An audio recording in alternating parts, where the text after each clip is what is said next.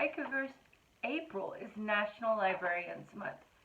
So we are going to read The Boy Who Was Raised by Librarians. Written by Carla Morris, illustrated by Brad Sneed, and published by Peachtree Publishers.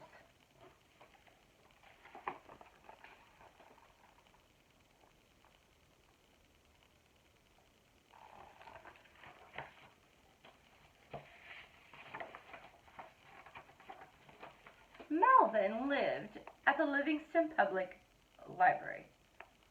Well, he didn't really live there. He just spent lots and lots of time there. He wanted to know a little, no, a lot, about everything. He was curious, and the library is a wonderful place to be if a person is curious. Everything had its place in the library, and Melvin liked it that way.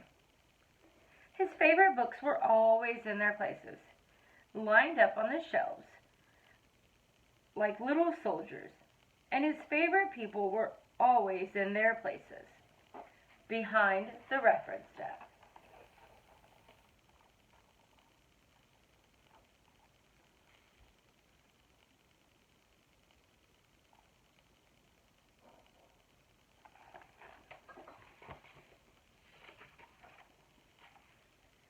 When Melvin was barely tall enough to see over the counter, he started going to the library after school every day.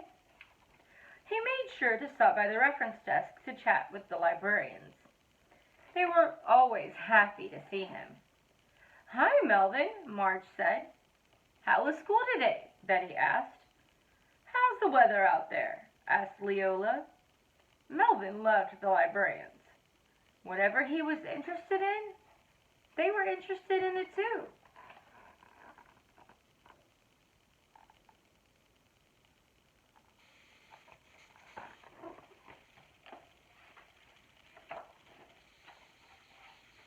"Where can I find information about snakes?" he asked one afternoon. "Well," said Marge, "how would you like to raise a snake all by yourself? Here's a great book, Raising Snakes in Your Bathtub, from cute baby racers to big, ugly cobras." Betty chimed in, "Here, dear, an arts and crafts book, making snakeskin purses, shoes, and other matching accessories." "Hey, snake poems and blessings," added Leola, as she found 42 snake websites with just 3 keystrokes. That's how librarians are. They just can't help it. And that's why Melvin loved them.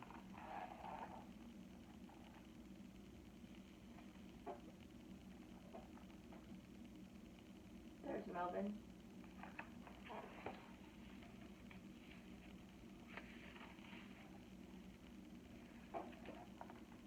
In first grade, Melvin had a class field trip to a real field. That afternoon, he ran to the library to show his friends his treasures. A big mason jar filled with all kinds of bugs. "Look what I have," he called as he burst through the library doors. "Can you help me identify them?" Melvin tripped. "Don't run in the library!" And the jar slid across the room. All 87 specimens of caterpillars, cooties, and creepy crawlers were now loose in the Livingston Public Library.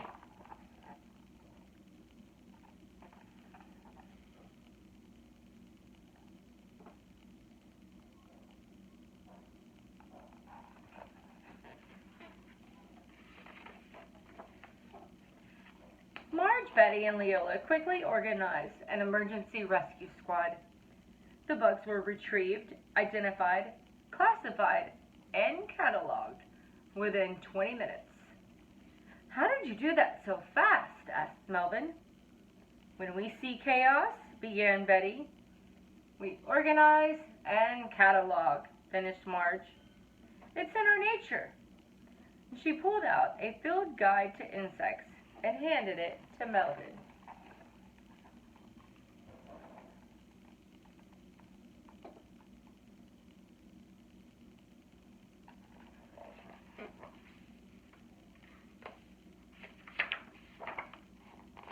To apologize, Melvin gave the librarians a lovely bouquet of flowers picked from the library's garden. Then he stopped to examine the aquarium next to the circulation desk. "Don't put your hand in the fish tank," Marge warned him. "But I was wondering," said Melvin, "how many kinds of fish are in the whole world, and all the lakes and all the rivers and all the seas? And how much does the whole world, with all the dogs and cats and houses and cars and tractors, weigh?" The librarians were very busy with other patrons, but Leola knew just where to find some of the answers for Melvin. She sat down at the computer with Melvin, and they found the answers together. She couldn't help it. That's just how librarians are.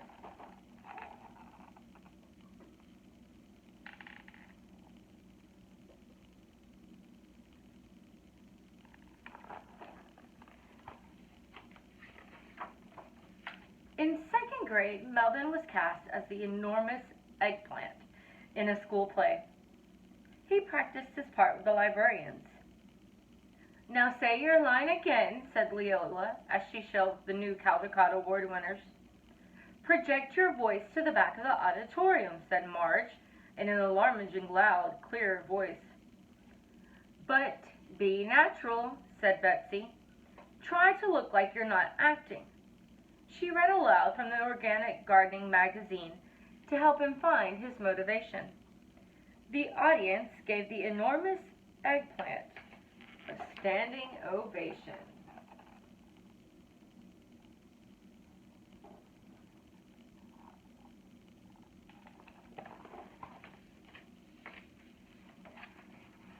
Melvin attended all of the library programs.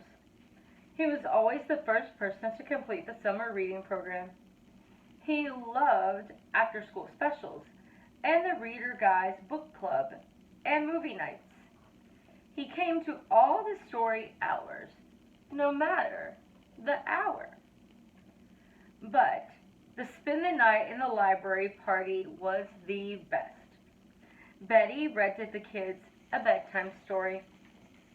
Melvin curled up in a sleeping bag near the encyclopedias, surrounded by thousands of books. He felt rich and happy.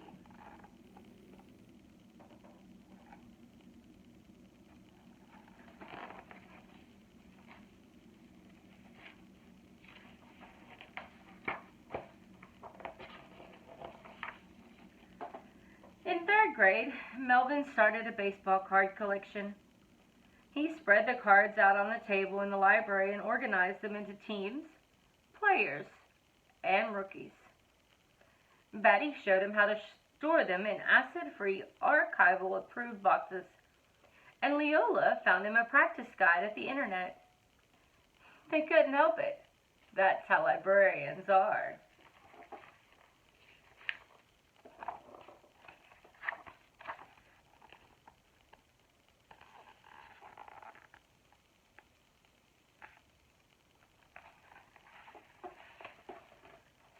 In fourth grade, Melvin entered the complete and unabridged A to Z spelling bee. Marge suggested he read the 100th edition of Words to Know every day after school. Not surprisingly, he won first place. In fifth grade, Melvin won both the gold and silver trophies in the Know Every Town City, State, and Country in the Solar System Geography Contest. Maybe Marge, Betty, and Leola were so proud of him. They couldn't help it. That's how librarians are.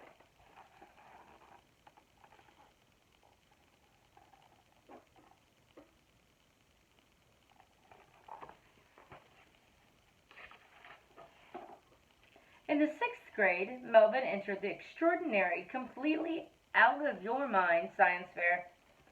The librarians helped him find information about all the projects that had ever won. Melvin came up with a winner. In the 7th grade, he was picked to be on So You Want to Be the Smartest Kid? Marge, Betty, and Leola burst with pride as Melvin answered questions so fast that he blew out the circuits on the computer keeping score.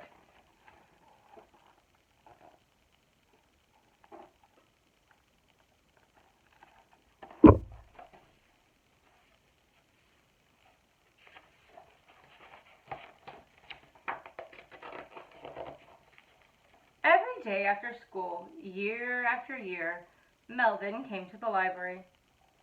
When he was in high school, he got a part-time job there. Marge, Betty, and Leola cried with pride and happiness at Melvin's graduation. "That's our boy," said Marge. "We helped him learn," said Betty. "All those books," Leola said. After Melvin left for college, he missed the Livingston Library and his librarian friends. He wrote them letters and emails about the books he was reading and the things he was learning.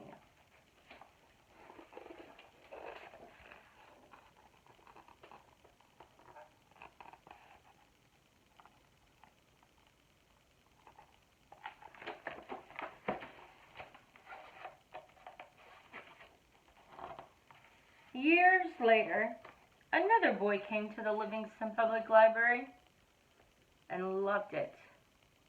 "Hi, Sterling," Marge said. "How was the field trip?" Betty asked. "Do you need help identifying those bugs?" asked Leola.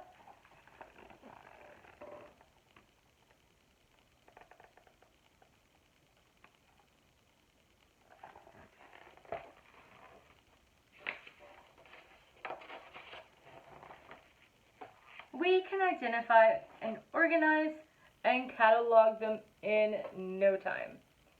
"We couldn't help it," said Livingston, the newest librarian. "That's how we are." Melvin became a librarian. And that's how we are. Librarians' jobs are to help you and take care of you and love you. Well, at least my job is. And I love being your librarian. See you later, Cougars.